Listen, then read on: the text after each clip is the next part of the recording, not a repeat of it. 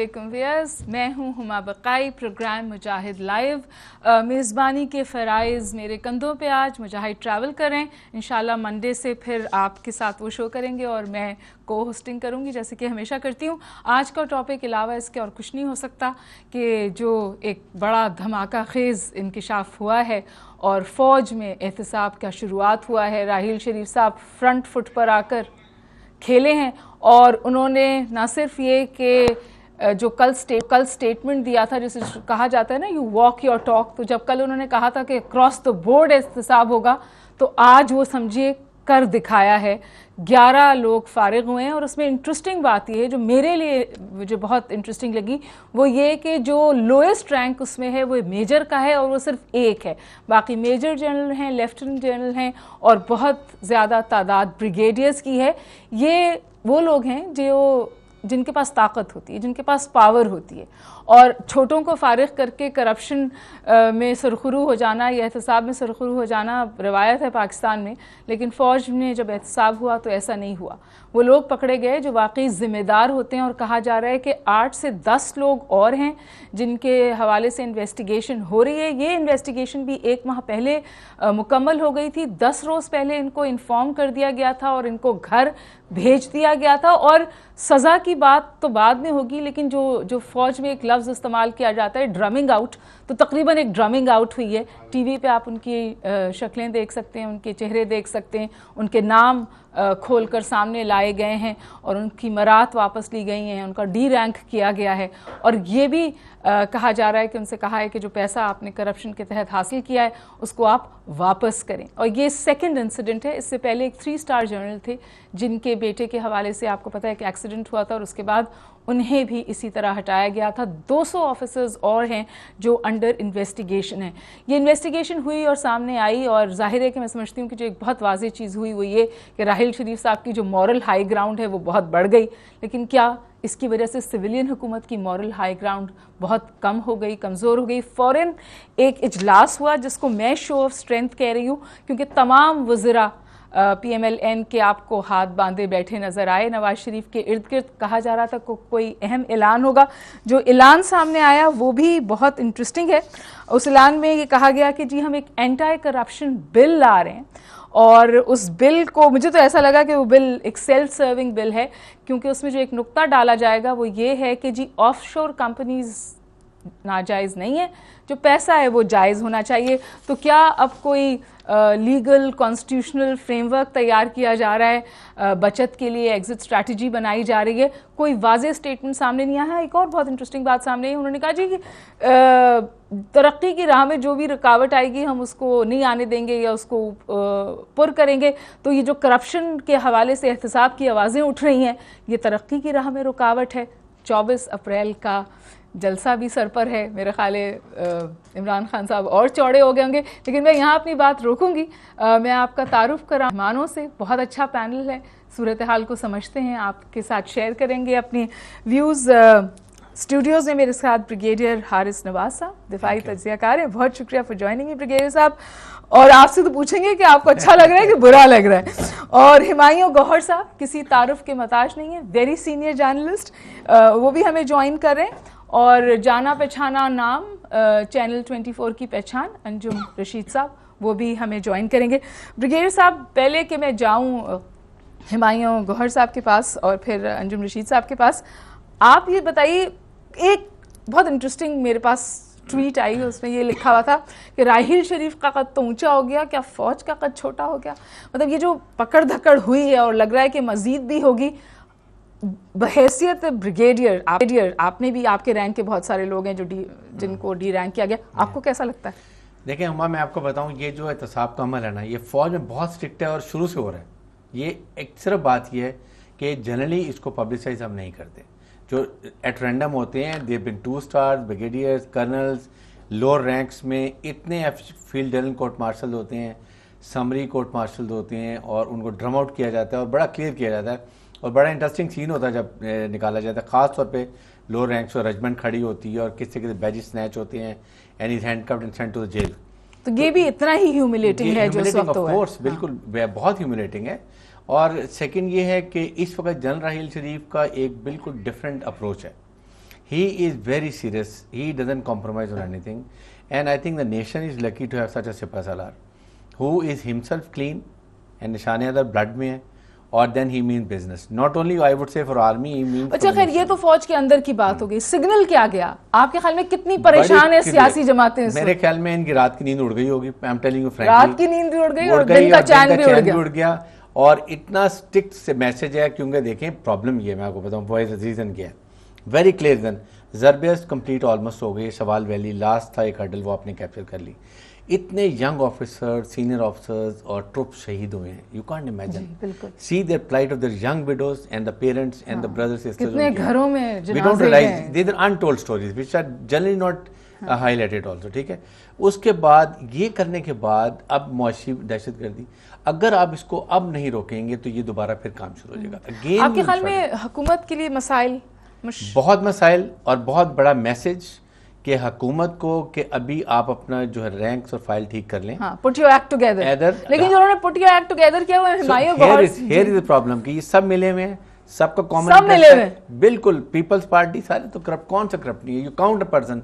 Peoples Party में ले लें तो दो बड़ी पार्टी दोनों मिल गई हैं. अच्छा हुमायूं गौहर साहब, ये एहतसाब जो है ये हमारी सिविल मिलिट्री रिलेशंस का एक बड़ा इंपॉर्टेंट कंपोनेंट रहा है. तो जब स्टिक लंबी होती है मिलिट्री की तो करप्शन का सवाल उठता है. मुशर्रफ साहब ने भी एंटी करप्शन की थी, नैब की तश्कील हुई, और फिर एक किताब में ये आया कि उन्होंने फिर खुद वो इन्वेस्टिगेशंस रोक दी. उनकी पॉलिटिकल कंपल्शंस थी. राहिल शरीफ साहब की कोई पॉलिटिकल कंपल्शन नहीं है. ये एहतसाब आगे तक जाएगा, शुरू में फौज से हुआ है.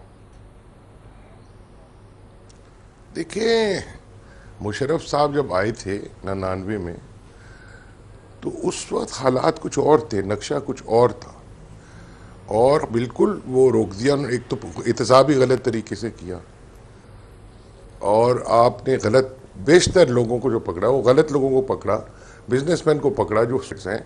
और कौम का तो ये था ना कि आप एहतसाब करें हुक्मरानों का पहले, उसमें वो बहुत कम के साथ कुछ किया, बल्कि नवाज शरीफ को तो माफ़ी दे दी, आसिफ ज़रदारी को जेल से निकाल के भेज दिया बाहर. तो वो ज़माना और था, और ये पॉलिटिकल कंपल्शंस बिल्कुल सही हैं. और गलती सबसे बड़ी यही थी कि वो सियासत में पड़ गए. उनको सियासत, भाई तुम एक जर्नैल हो, तुम आए हो एज ए डिक्टेटर बन और सफाई करके तू चला जा, फिर वो सिविलियंस को दे दे. वो खुद पॉलिटिशियन बनने में पड़ गई, ये इनकी गलती थी. अब हालात दूसरे हैं, ये मुल्क ही दूसरा हो गया. अब देखिए, मैं आपको एक बात तो, एक तो हमें भी खबर पूरी तरह नहीं मिलती. दोपहर को मुझे बताया गया 13 को निकाला गया है, फिर इससे पहले आप ही के चैनल पे जो खबरें आनी थी उसमें 12 हो गया, आपने 11 कह दिया. तो कल तक लिस्ट का इंतज़ार करते हैं. मगर ये जो अमल है ना, ये अलामती तौर पे जो भी जितने भी हैं ये बहुत इम्पोर्टेंट है. आपने कहा इन्होंने फ्रंट फुट पे खेला, इन्होंने तो फ्रंट फुट पे एक चौका मारा था बहुत साल पहले, जब इन्होंने काफ़ी सारे जनरल्स कुछ थे लोग जिनको इन्होंने निकाला था फौज से. ये पहली बार नहीं, ये दूसरी बार है. अब इसके बाद मुझे तो लगता है ना, वो जो क्रिकेट में कहते हैं ना commentators, dancing down the wicket and hitting it out of the stadium. अब ये वो वाला मैसेज है, और ये सिर्फ नवाज शरीफ या PMLN को नहीं है, ये हर जमात को है, और ये सिर्फ पॉलिटिकल जमातों को नहीं. लेकिन सबसे ज्यादा चौड़ में कौन सी जमातें आएंगी? सबसे ज्यादा मुश्किलात किन जमातों के लिए? नहीं, और सिर्फ उन पे नहीं आएंगी.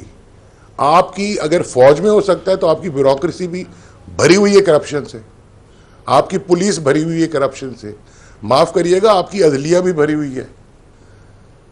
और अभी इसे नीचे के इदारों को तो छोड़े ना, आपके अस्पतालों में क्या हो रहा है, डॉक्टर्स क्या कर रहे हैं सरकारी अस्पतालों में, आपके स्कूलों में, कॉलेजों में, यूनिवर्सिटीज में क्या हो रहा है.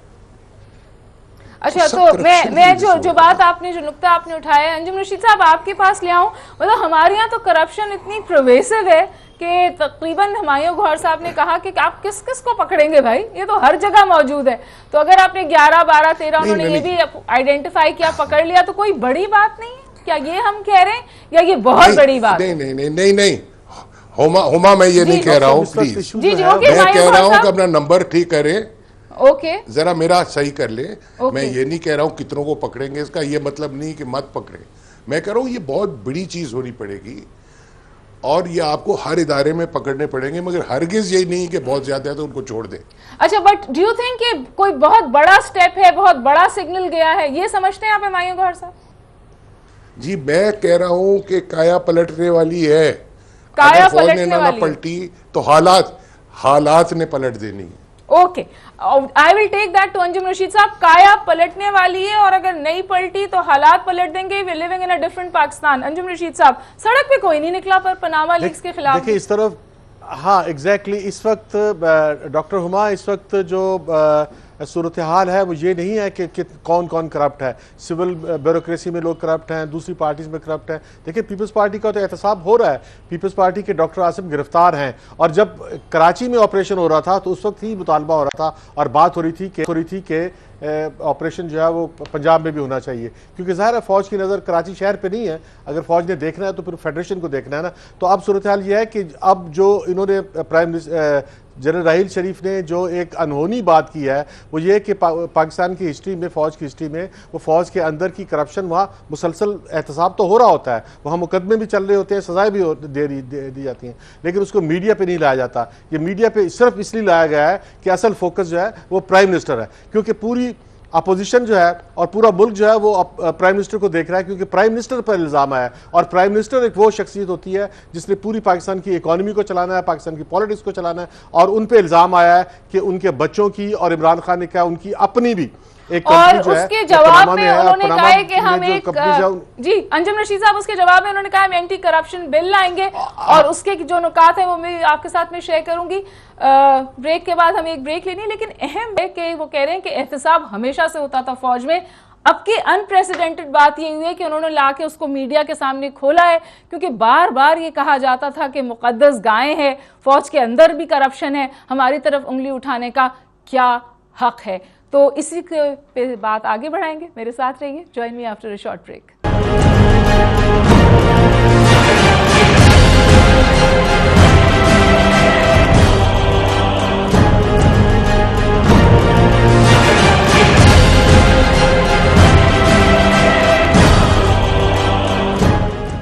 जी मुजाहिद लाइव में मैं आपसे मुखातिब हूँ, हुमा बकाई। अभी हुमायूं गौहर साहब ने नंबर्स के हवाले से कुछ इशारा दिया था कि करेक्ट नंबर्स क्या हैं। जो हमारे चैनल पे चल रहा था वो बिल्कुल करेक्ट नंबर है। 12 हैं जो इस वक्त ड्रामा आउट हुए हैं और जिनका आप तस्वीरें मीडिया पे भी देख रहे हैं, और 10 और हैं जो अंडर इन्वेस्टिगेशंस हैं। और बहुत लोग इसकी टाइमिंग के हवाले से बात करें, लेकिन एक इंटरेस्टिंग बात है वो ये कि 2 3 स्टार जनरल्स जिनका DHA की करप्शन से ताल्लुक़ बताया जाता था, और जनरल खियानी के भाइयों के साथ भी उनके रवाबित थे, उनसे भी कहा, वो भी अंडर इन्वेस्टिगेशन है, उनसे भी कहा जा रहा है कि पैसे वापस करें। तो वाकई ये बात सही लगती है कि ऐसा नहीं है कि एहतसाब का अमल अभी शुरू हुआ है, एहतसाब का अमल जारी था, लेकिन शायद अब इस एहतसाब के अमल को जो फौज के अंदर होता था उसे पब्लिक किया जा रहा है, क्योंकि बार बार जो सियासी जमातें हैं जब उनकी पकड़ धकड़ होती थी तो ये शोर उठता था कि जी there are no holy cows, कोई मुकद्दस गाय नहीं है, अगर एहतसाब हो तो अक्रॉस द बोर्ड हो। तो ये जो शुरुआत हुई है, पब्लिक किया गया है इसको, क्या इसके असरात होंगे हमारी सियासी जमातों पे, और क्या हमारी सियासी जमातें इसे अफोर्ड कर सकती हैं? क्योंकि हमारे यहाँ करप्शन इतनी इंट्रेंच्ड है, जैसे अभी हुमायूं गौहर साहब ने कहा कि ऊपर से शुरू होती है और मेरा ख्याल है हर जगह स्कूल कॉलेजों तक घोस्ट टीचर्स से लेकर और जो वजीफ़े बंधे हुए हैं और घोस्ट स्कूल्स हैं वहाँ तक चलती है। But I will come back to brigadier Haris, आप इसकी क्या इम्प्लिकेशंस देखते हैं? बहुत लोग ये कह रहे हैं बड़ा स्ट्रॉन्ग सिग्नल है, लेकिन PML हुकूमत का जो जवाब आया वो बहुत वाजे था। उन्होंने एक मीटिंग कॉल की, शो ऑफ स्ट्रेंथ थी, तमाम वज़रा इंपॉर्टेंट लोग हमें बैठे हुए नज़र आए, और उसके नतीजे में उन्होंने बातें कही जो नवाज शरीफ साहब ने कहा कि जी हमारा दामन बिल्कुल साफ़ है। वो ये बता नहीं पाते कि दामन किस तरह साफ़ है, लेकिन ये बारहा कहते हैं कि हमारा दामन साफ़ है। फिर उन्होंने कहा कि तरक्की के सफ़र में कोई रुकावट नहीं आने देंगे। एहतसाब क्या रुकावट है तरक्की के सफ़र में? मैं तो सवाल। और finally and perhaps more importantly उन्होंने कहा जी कि एंटी करप्शन बिल लाएंगे, और उसमें हम ये कह रहे हैं कि एक बिल तैयार करने का फैसला किया है हुकूमत ने। वो ये कह रहे हैं कि जो पैसा जायज़ हो तो ऑफशोर कंपनीज होने में कोई मुज़ायक़ा नहीं है। ये कोई एग्जिट स्ट्रेटजी बनाई जा रही है? जी बिल्कुल यही तो है। देखें ये इसलिए बिल आ रहा है, बिल कैसे आएगा कि जब सब मिल जाएंगे। जी पीपल्स मुशर्रफ साहब ने भी, जनरल मुशर्रफ ने भी ये स्टेटमेंट दिया कि अब सारी सियासी जमातें मिल जाएंगी। कॉमन इसलिए कि देखें सब करप्शन जिसने की है, चाहे वो रूलिंग पार्टी है, पीपल्स पार्टी का, you know it, ex president का आपको पता है, फिर पीपल्स पार्टी की तो अच्छी खासी पकड़ दुकड़ हुई, एक पकड़ लिया, दो आसिम के लिए उन्होंने एड़ी चोटी का जोर लगा लिया, फिर अयान का केस। आई मीन ऐसा नहीं है कि पीपल्स पार्टी मुबर्रा है एहतसाब से, लेकिन ये तो आप देखें ना, चेयरमैन नैब ने थोड़ा सा पंजाब में रुख किया तो प्राइम मिनिस्टर ने स्ट्रॉन्ग स्टेटमेंट दे दी। तो इससे आप ये लगाइए कि अब इस वक्त रूलिंग, मैं तो ये कहूँगा जो पीपल्स पार्टी ने पिछले 8 साल में करप्शन किया ना, वो ये PMLN ने पिछले 2.5 से 3 साल में की है। या बिल्कुल और बहुत लोग हमारी देखिए, हमारी सिस्टम इंटेलिजेंस के they have a watch on everyone, ठीक है। 250 अरब रुपया तो सिर्फ वो जो आपने IPPs को 500 अरब रुपया दिया था, उसमें पीपल्स पार्टी से इन सब ने गेन कर लिया था कि हम आपको जो है 60% हमें दे दें, 40% राइट ऑफ कर देते हैं। इन्होंने 100% दे दिया और 50-50 मुकमुका कर लिया। आप बताइए, पहले 2 महीने में 250 अरब ले गए, तो व्हाट इज द लेवल, आप मुझे बताइए। And it is known to everyone कि आप विदाउट ऑडिट, आप उसके ऊपर ऑडिट जनरल को जो है वो फारिग कर देते हैं, आप ना कुछ चेक करते हैं कि आपके कितना क्या एक्सपेंडिचर्स हैं, क्या इनकम है, आप सडनली जाके 100% दे देना और भी इमरजेंसी में दे देना, it speaks so many things. Humayun Gauhar sahab, Punjab के हवाले से एक परसेप्शन है कि PMLN की जो हुकूमत है वो पहले तो ऑपरेशन ऑन द ग्राउंड भी रेजिस्ट करती रही, रेंजर्स का भी पंजाब में आना रेजिस्ट करती रही, और फिर जाहिर है जब गुलशन पाक का बहुत सानिया हुआ, उसके बाद वो ऑपरेशन ओवरनाइट फौज के कहने पे शुरू हुआ, और फिर लेटली ये जो छोटू गैंग हुआ, इसकी वजह से ये और तेज़ हुआ, और हमने एक टर्म सुनी कि जी हम कोम्बिंग अब करेंगे पूरी कंट्री में, ये सवाल आया। आपके ख्याल में क्या पनामा लीक्स जो है वो करप्शन के खिलाफ ऑपरेशन की शुरुआत है, बिलखुसूस पंजाब में?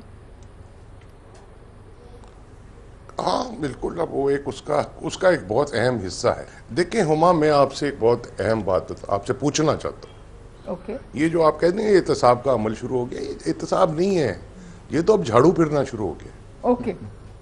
आप जब कोई नया घर लेती हैं तो उसको आप झाड़ू से साफ करती हैं, फिर उसमें रहती है ना। ये तो नहीं कि नहीं आपने झाड़ू चलाए तो सारा गंद गायब हो जाएगा, इसलिए नहीं करते। अब सवाल मेरा ये है, क्योंकि आप ना सिर्फ एक जर्नलिस्ट हैं, आप उससे ज्यादा बड़ी तो आप दानिश्वर हैं, आप IBA में बहुत बड़ा आदमी हैं। आप सवाल उठाइए, मैं आपका सवाल जनरल मोइनुद्दीन हैदर के पास ले जाऊंगी। नहीं, मैं आपसे एक सवाल पूछ रहा हूँ, इसको संजीदगी से सुने जी, ठीक है ना। ये मज़ाहिया प्रोग्राम नहीं है। अगर जो लोग मासूम हैं, इसलिए ऑफशोर कंपनी बनानी बाहर कोई उस तरह गलत बात नहीं है, उसमें पैसा कहाँ से आया? पैसा कहाँ से आया? करप्शन का पैसा तो नहीं है, वो है सवाल। अब ये सब जो वावेला मचा रहे हैं, चोर मचाए शोर, इनमें अगर ये नर है, अगर इनमें ईमान है, अगर इनमें हिम्मत है, नवाज शरीफ तुम इन लोगों पे मुकदमा क्यों नहीं करते? हद तक का उन सारे जर्नलिस्ट जिस इदारे में बैठे हैं 140, जिन्होंने 1 साल लगा के सब तैयार किया, तुम आड़ ले रहे हो, जुडिशियल कमीशन बनाएंगे, फोरेंसिक ऑडिट कराएंगे। अरे बाबा, वो लोग पागल तो नहीं है, उन्होंने ये सारी इंक्वायरीज कर ली हुई हैं, ट्रेल्स उन्होंने ढूंढ ली हुई हैं, फोरेंसिक ऑडिट्स करा लिए हुए। उन्होंने अपनी कमर नहीं बचानी थी, नहीं तो अब तक तो सारी दुनिया के ना सिर्फ सियासतदान और सरबराह मुमलिकत और हुकूमत, बिजनेसमैन, सेलिब्रिटीज जिन जिन के नाम आए, उन्होंने इन पे तो मुकदमे में मुकदमा किया होता। जी, मैं मोइनुद्दीन हैदर साहब ने, जनरल मोइनुद्दीन हैदर साहब ने हमें अभी ज्वाइन किया है। जनरल साहब, आप इस पूरी सूरत हाल को कैसे देख रहे हैं? शोर उठा हुआ था पनामा लीक्स का, और फिर जब नवाज शरीफ साहब वापस मुल्क तशरीफ ला रहे थे, उसके बाद एक कल स्टेटमेंट आया जनरल राहिल शरीफ का, जिसमें लोगों ने बहुत कहा कि ये एक सिग्नल है और एक पैगाम दिया गया है एक शरीफ से दूसरे शरीफ को। और फिर आज हमने ये देखा कि ये 13 लोग जो हैं ये ड्रम आउट हुए हैं फौज से। एहतसाब पहले भी होता है, मीडिया पे इस तरह उसको नहीं ओपन किया जाता था।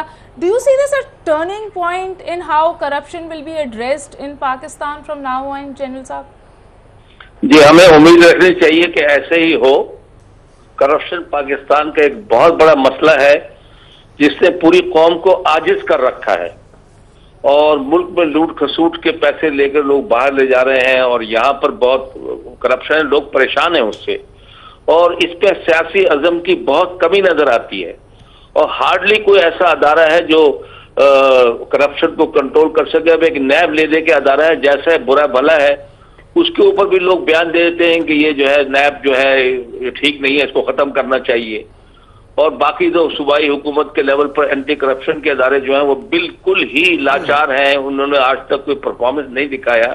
अब कौन कंट्रोल करेगा? इतना बड़ा पाकिस्तान का प्रॉब्लम है और सियासी अज़म की कमी है और बहुत लोग इसमें इन्वॉल्व हैं और it is a huge task. लेकिन अगर कम से कम इसकी शुरुआत हो गई है तो कौम को सोचना चाहिए कि भाई इसी बहाने से अपने घर को क्लीन किया जाए, साफ किया जाए और मजबूत अदारे बनाए जाएं और जिन लोगों ने ये काम किया है उनके खिलाफ कार्रवाई शुरू हो। जो भी वो है जनरल साहब, एक वाज़ेह फर्क है। फौज में उन्होंने, आज हमने ये देखा कि 1 माह में उन्होंने इस पे इन्वेस्टिगेशन हो रही थी, 10 रोज पहले उनको बताया, आज उनको फारिग कर दिया गया। जो सिविलियन तरीकाकार है वो ये है कि पनामा लीक्स पे अब तक कमीशन नहीं बन सका, कोई स्ट्रीट पे आउटरीच नहीं है। आज उन्होंने कहा हम एक एंटी करप्शन बिल ले आएंगे, तो आपको पता है कि ये तो फिर लंबी कहानी है ना, यहाँ फिर कुछ होने नहीं वाला। जो अभी हमारे गौर साहब कह रहे थे वो झाड़ू फिरने नहीं वाली। ये मैं आपसे अर्ज करूं कि ये फौज में कोई 1 महीने का काम नहीं है, ये मुझे मालूम है। मेजर जनरल साहब जो हैं उन पर महीनों से चल रही थी और फौज में बहुत मौका दिए जाते हैं अपनी सफाई पेश करने का।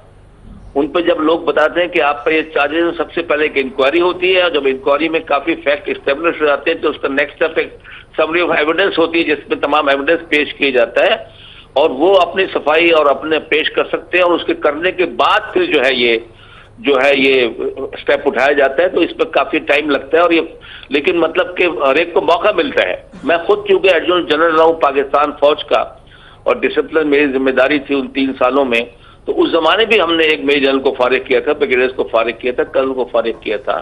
तो ये तमाम चीजें फौज में नजर रखते हैं और मुझे खुशी है कि मतलब कि अगर कोई इस तरह का काम फौज में कर रहा है तो मैं सबसे पहले अपने घर को। आप कह रहे हैं, मेरे पास ब्रिगेडियर हाजिर साहब इन स्टूडियो में, उन्होंने भी यही कहा कि एहतसाब का अमल फौज में है, सख्ती है, लेकिन इस तरह पब्लिक नहीं किया जाता था ना जिस तरह अब किया गया।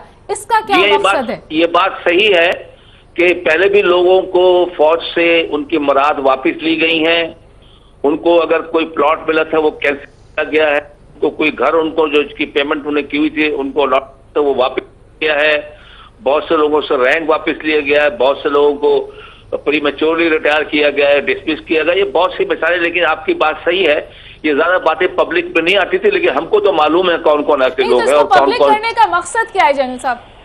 मकसद यही है कि अब तमाम लोग, वो यही मैसेज है कि तमाम अपना घर को साफ किया जाए और करप्शन को कंट्रोल किया जाए। करप्शन एक बहुत बड़ा मसला है पाकिस्तान का, एज बिग एज टेररिज्म।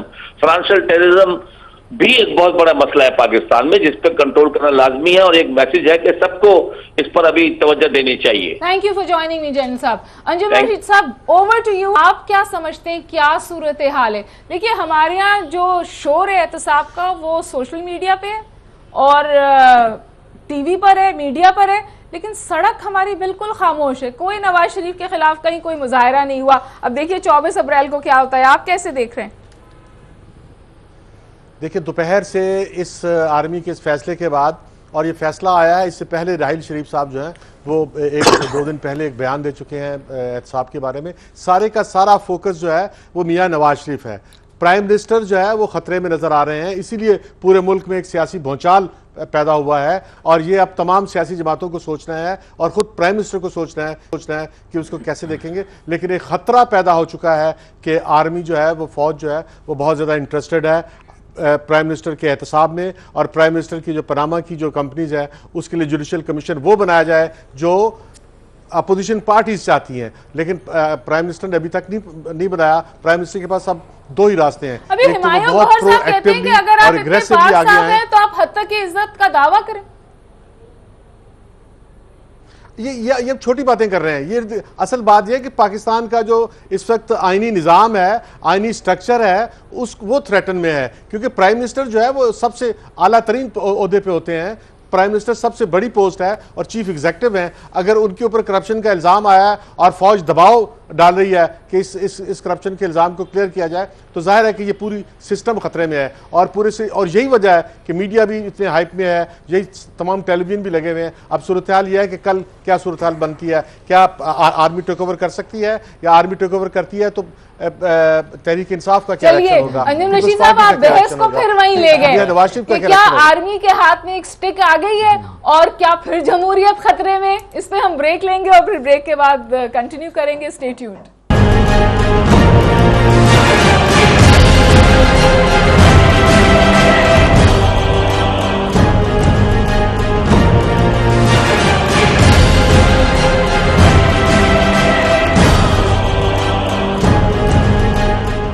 जी, हम डिस्कस कर रहे थे जो आज धमाका खेज इंकशाफ हुआ है, और पहली दफ़ा शायद हमने बहुत बड़े बड़े फ़ौजी अफसरान की तस्वीरें देखी मीडिया के ऊपर for all the wrong reasons, और ये भी पता चला कि अब उनको फ़ौज से फ़ारिग कर दिया गया है। वो दे बिन ड्रम्ड आउट, जो बहुत ही ह्यूमिलेटिंग चीज़ समझी जाती है। मेरे ख्याल है उन लोगों के लिए अपने पीयर्स से कभी भी निगाह मिलाना बहुत मुश्किल काम होगा। ये इन इटसेल्फ जो शेमिंग एक्सरसाइज है, ये फ़ौज के लिए बहुत बहुत ह्यूमिलेटिंग और बहुत मुश्किल होती है। बहरहाल ये हुआ है, लेकिन इसके नतीजे में क्या होगा, क्योंकि इसकी टाइमिंग ऐसी बनी है कि जो सिविलियन हुकूमत है वो एक करप्शन के स्कैंडल में बहुत बुरी तरह फंसी हुई है। उसके हवाले से कोई रिस्पांस अब तक नहीं दे पाई है, बावजूद बहुत सारी ऑप्शंस के जो उन्होंने खुद भी दी और अपोजिशन ने भी दी।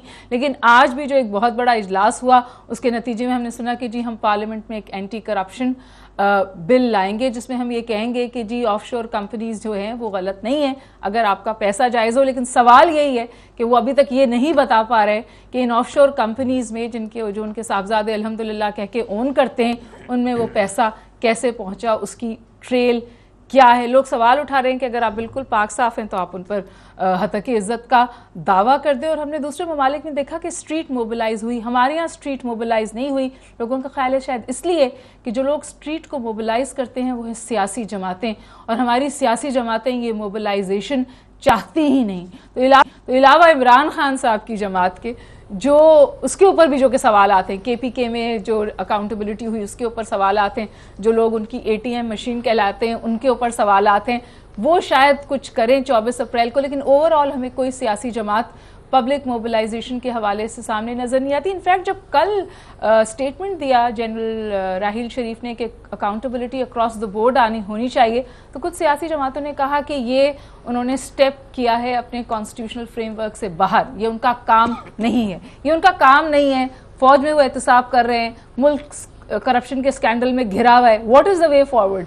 और अभी अंजुम रशीद साहब ने तो बड़ी खतरनाक बात कही, उन्होंने कहा कि जी फिर जमहूरियत खतरे में है, फौज टेक ओवर करेगी। फौज टेक ओवर करेगी या नवाज शरीफ साहब? डॉक्टर मुझे जुमला कंप्लीट कर जी जरूर जरूर, बिल्कुल डॉक्टर, मुझे बात कंप्लीट करने दें। जी अंजुम साहब फरमाइए। हाँ, अच्छा, अब हाँ डॉक्टर साहब, अभी सूरत हाल ये है कि आर्मी की तरफ से ये एक दबाव की शक्ल है कि जो ये प्रेस सामने आई है कि सजाएं दी गई है, और इससे पहले राहील शरीफ ने बयान दिया। अब सूरत हाल ये है कि या तो प्राइम मिनिस्टर एग्रेसिवली आ गए हैं और कमीशन बना दें, वरना एक सूरत ये भी है कि खुद सो मोटो एक्शन जुडिशरी ले ले, क्योंकि इसकी मिसाल जो है बांग्लादेश में मौजूद है, और यहाँ पर भी इम्कानात नजर आ रहे हैं कि चीफ जस्टिस जो है वो सो मोटो एक्शन लेके एक जुडिशल कमीशन बनाएं और फिर वो डिक्लेयर करें कि प्राइम मिनिस्टर जो है उनका किरदार कैसा है, और सूरत हाल फिर वहीं जाए जहाँ जिसकी तरफ आप इशारा कर रहे हैं। बहरहाल पाकिस्तान की पॉलिटिक्स के अंदर ये एक बड़ा भौचाल है, और इसका जवाब जो है तो पाकिस्तान की तमाम पोलिटिकल पार्टीज को देना है कि कल क्या शक्ल बनेगी। अभी तक तो जुडिशल कमीशन की कोई खदोखाल सामने नहीं आई, होने वाली है। अभी तक तो इसके हवाले से कोई प्रोग्रेस नहीं हुई है ना रशीद साहब, वो जुडिशल। लेकिन प्रोग्रेस हो गई है ना, जब आर्मी ने इंटरवीन कर दिया है। अपोजिशन पहले से मुतालबा कर रही है, पीपल्स आर्मी ने किधर इंटरवीन किया? आर्मी ने तो अपनी आर्मी ने कल एक स्टेटमेंट दिया था, आज अपने अंदर एहतसाब किया, इंटरवीन तो नहीं ना किया। ये इंटरवेंशन है ना, ये देखें, ये एहतसाब नहीं किया उन्होंने, एहतसाब तो वो हमेशा से करते हैं। आज का उन्होंने जो प्रेस रिलीज दिया है वो एक्चुअली मैसेज है पूरी पाकिस्तान की पॉलिटिकल एलीट को कि वो क्या कह रहे हैं। ये जो आर्मी के अंदर का अमल है, इसको बाहर वो पहली दफा लाए हैं। आर्मी में तो ये होता ही रहा है, जैसे कि ब्रिगेडियर हारिस कह रहे हैं, ये एक्चुअली एक मैसेज है कि आइंदा क्या होगा, और आइंदा मेरे ख्याल में जो है सूरत हाल बहुत गंभीर होने वाली है। या तो प्राइम मिनिस्टर अपने होने वाली है, फौज टेक ओवर नहीं करेगी, राहील शरीफ साहब नवंबर में अपने वक्त पे रिटायर होंगे, क्या होगा? ये आपसे किसने कह दिया कि फौज टेक ओवर नहीं करेगी? फौज ने उनके पास बहुत दफा ऑप्शन थी और उन्होंने वो ऑप्शन एक्सरसाइज नहीं की।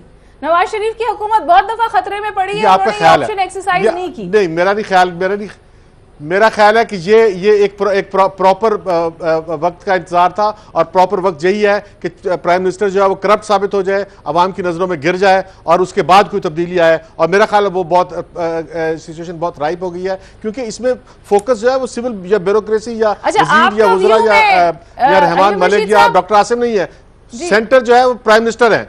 ओके, अंजुम रशीद साहब, मैं आपका व्यू ले जाती हूँ हुमायूं गौहर साहब के पास, क्योंकि अगर उनको सपोर्ट नहीं करती और जमातें तो फिर फौज के लिए ये ऑप्शन डिफिकल्ट होगी एक्सरसाइज करनी। लेकिन let's see what Humayun Gauhar sahab has to से। आपके ख्याल में अब वक्त राइप हो गया है जो अंजुम रशीद साहब कह रहे हैं? क्या हो गया? इट्स राइप के फौज इंटरवेंशन करे, डायरेक्ट इंटरवेंशन करे। इंटरवेंशन के तो हक में मैं नहीं हूं, क्योंकि उसमें फौज को खुद बड़ा नुकसान होता है, मुल्क को होता है, आपकी इर्तकाई अमल को होता है, और उनको पता नहीं होता कि हमने करना क्या है। भाई इंटरवीन करना एक बहुत आसान काम है, दूसरे दिन क्या करोगे? कोई आपके पास प्लान है, स्ट्रेटजी है, टीम है, वो हम 4 दफ़े पहले देख लिया है ना। तो इस तरह नहीं कि बजी इंटरव्यू खेल तो नहीं है। दूसरी बात मैं आपको समझा दूं कि जो मैंने हतक का मुकदमा करने की थी, ये छोटी बात नहीं है, ये शायद सबसे बड़ी बात है। बिकॉज ये इसकी निशानदही करेगी कि भाई ये आदमी अगर कर रहा है, जितने भी करे, ये अगर उसको यकीन ना होता कि मैं साफ हूं, ये मेरे ऊपर इल्ज़ाम गलत है, तो वो तभी करता है ना। वो अवाम की नज़रों में तो उसकी सफाई हो जाती है, उसके बाद आप बनाते रहे अपने जुडिशल कमीशन और ये वो। क्योंकि आप जब मुकदमा करते हैं, दूसरों के पास जो एविडेंस पड़ा होता है ना, वो अंडर द लॉ देना पड़ता है उसके वकील को। अच्छा हुमायूं गौहर साहब, ये शोर उठा हुआ है, ये शोर 2-1 रोज चलेगा। पाकिस्तान तो चलता ही from one state of confusion to another state of confusion है, में हम रोज बैठ के एक नया शो करते हैं, एक नई सोचा सामने आ जाता है। आप समझते हैं कोई सूरत हाल आगे बढ़ेगी, कोई आपको बदलाव नजर आ रहा है, और उस बदलाव की शक्ल क्या होगी? नहीं, देखिए, इसकी बड़ी तरीके से बढ़ सकती है। मैं आपको बताऊं, ये बात सही है कि सारी पार्टीज ऑपोजिशन बशमूल इकट्ठी हो जाएंगी। इसलिए नहीं कि ये नवाज शरीफ से बहुत मोहब्बत करते हैं, ये वो इस निज़ाम से बहुत मोहब्बत करते हैं जिसको ये समझते हैं कि जमहूरियत है। जमहूरियत तो खतरे में नहीं, या जमहूरियत है ही नहीं, कभी आई नहीं। तो वो ये निज़ाम चाहते हैं बिकॉज ये उनसे मुफीद है, इनको फ़ायदा उससे मिलता है। बड़े चंद लोग हैं मगर इनको मिलता है उससे। ये निज़ाम को बचाना, अब इसको बचाने का तरीका क्या होगा? एक, नवाज शरीफ रिज़ाइन कर दें खुद ही। दूसरा ये कि आपकी लोग कुछ इकट्ठे होकर ऑपोजिशन के भी, इनकी अपनी पार्टी के भी, उनसे बात करें कि भैया अब आप जाएं, काफ़ी हो गई है, नहीं तो ये सारा निज़ाम से पलट जाएगा, हम सब का झाड़ू लग जाएगा। तीसरा है नो कॉन्फिडेंस, वो तो बड़ा मुश्किल लगता है। चौथा है जो इन्होंने बात की थी, भाई सुओ मोटो वाली सुप्रीम कोर्ट करे, एक प्राइम मिनिस्टर को पहले निकाल चुका है, तो वो भी हो सकता है। उसके बाद इलेक्शन कमीशन डी नोटिफाई करे, ये भी तरीका हो सकता है। फिर वो जनरल वहीद वाला भी होता है कि अपनी वो जॉयस्टिक क्या बला होती है उसको लेके, स्वैगर स्टिक, वो जाके वो उसको टेबल पे मारे और कहे भाई जाओ। What is the most likely option? आपको क्या लगता है क्या होगा? ये खुद तो रिजाइन करने का बहुत मुश्किल है। मैं हो सकता है कि इन हाउस चेंज ये करवा दे, हो सकता है। आपके ख्याल सारी सियासी जमातें मिलके, ये तो फिर नवाज शरीफ भी उसमें रोल प्ले करेंगे ना। शहबाज शरीफ का तो मुश्किल है। एक तो वो नेशनल असेंबली का मेंबर नहीं, फिर वो जैसे शौकत अजीज का हुआ था वो लंबा हो जाएगा। और दूसरा ये कि उनका भी सास के नाम पे कंपनी निकल आई है पनामा में, तो उनके भी तो कोई वो दूध के धुले हुए गंगा में नहा के तो नहीं है। कौन है दूध का धुला हुआ? हुमायूं गौहर साहब, कौन है गंगा में नहाया? मेरे ख्याल में अगर गंगा में तो कोई मैं भी नहीं नहाया, आप भी नहीं नहाई, कोई नहीं नहाया, ठीक है ना। मगर एक प्रोपोर्शनल की बात होती है। कंपैरेटिवली क्लीन कौन है? और जो इस वक्त नेशनल असेंबली में पीएमएलएन के मेंबरान हैं, लोग सबसे ज्यादा बात कर रहे हैं कि चांस है चौधरी निसार का, वो भी नंगा गंगा में नहीं नहाए हुए। मैं तो प्रोसेस ऑफ एलिमिनेशन कर रहा हूं ना। ओके कि ये जो एक खानदान, भुट्टो खानदान खत्म हो गया आपके सामने, अब ये शरीफ को भी खत्म करो, नई चीजें आने दो, ये होगा। अच्छा, मगर ये हिमायत गौर आपस साहब में ने करें। बड़ी इंटरेस्टिंग नया नाम लिया है। उन्होंने कहा कि अगर इन हाउस रिजाइन तो होता नहीं, रेजिग्नेशन तो आता नहीं नवाज शरीफ साहब का, अगर इन हाउस चेंज आई, ये प्रेशर बहुत बड़ा, तो उन्होंने एक नया नाम लिया है और वो है चौधरी निसार। इसी पे डिस्कशन कंटिन्यू करिए विद मी।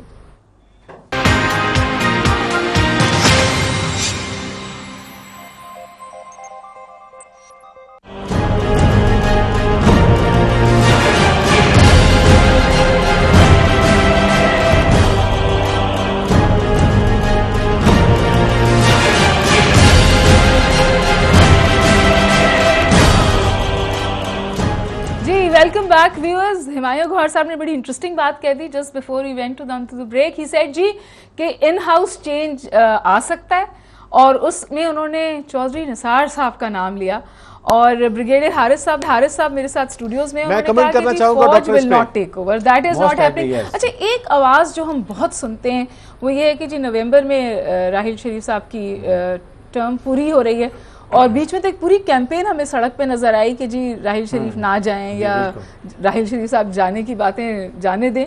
तो ये वो वाकई जाने की बात जाने दे सकते हैं? कोई इसका ऑप्शन है कोई? देखें, इस वक्त पाकिस्तान के लिए एक अपॉर्चुनिटी या ऐसा सफा सलाह मिला है जो कि ही द बोर्ड, कोई personal nobody can raise finger on him and he आपने आर्मी की क्लिनजिंग देख ली और आगे वो क्या चाहते हैं, कैसे ज़रब्याज़ में किया, पूरी दुनिया में उनका एक नाम है, रिस्पेक्ट करते हैं लोग, इवन इस्लामिक कंट्रीज़ में भी। तो वाई नॉट उसका हल देखें, इन प्राइम मिनिस्टर के होते हुए चीज़ें नहीं हो सकती बिकॉज दी मस्ट बी। तो आप भी ये कह रहे हैं कि नवाज शरीफ जाएं? देखिए, नवाज शरीफ को बैठे रहेंगे ये एहतसाब नहीं हो सकता। इन हाउस चेंज हो सकती है, it is quite possible. Peoples Party ने भी तो एक प्राइम मिनिस्टर की कुर्बानी दी थी ना जी। कुर्बानी इनकी देने के लिए ये नहीं, खुद नहीं जाएंगे, डायनेस्टिक पॉलिटिक्स है, ये नहीं जाएंगे। बेस्ट है, देखें PMLN के अंदर बहुत अच्छे लोग हैं, बहुत अभी कहीं ना कहीं बातें हो रही होंगी कि why to derail the system and within house change कर लें।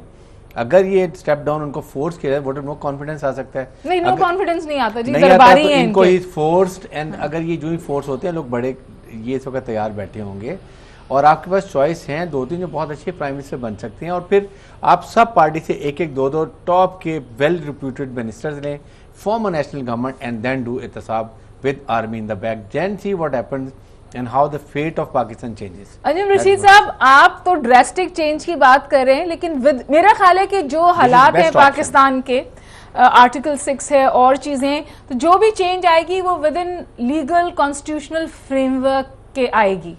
कोई ड्रेस्टिक एक्शन फौज डॉक्टर साहब ये आपकी ख्वाहिश है और डॉक्टर साहब ये आपकी ख्वाहिश है और हर डेमोक्रेसी लवर की यही ख्वाहिश होनी चाहिए, मेरी भी ये ख्वाहिश है, लेकिन सूरत हाल ऐसी नहीं है क्योंकि जो इस वक्त दबाव आया है, जो इस वक्त सूरत हाल पैदा हो रही है वो इतनी ख़तरनाक है जितनी कि हिमायत गौहर साहब कह रहे हैं। लेकिन चौधरी निसार के प्राइम मिनिस्टर होने के कोई चांस नहीं है क्योंकि ये मुस्लिम लीग नून जो है ये मियाँ नवाज शरीफ की पार्टी है और वोट भी मियाँ नवाज शरीफ का है। और अगर इतने बुरे हालात हुए जैसा कि यहाँ पे हमारा पैनल कह रहा है तो नवाज शरीफ प्रेफर करेंगे कि असेंबली को डिसॉल्व करके जो है दोबारा इलेक्शन करवाएं और बेगम कलसूम जो है मतलब अर्ली इलेक्शंस अनाउंस कर दें, उनकी जगह पे चौधरी निसार या ख्वाजा आसिफ है।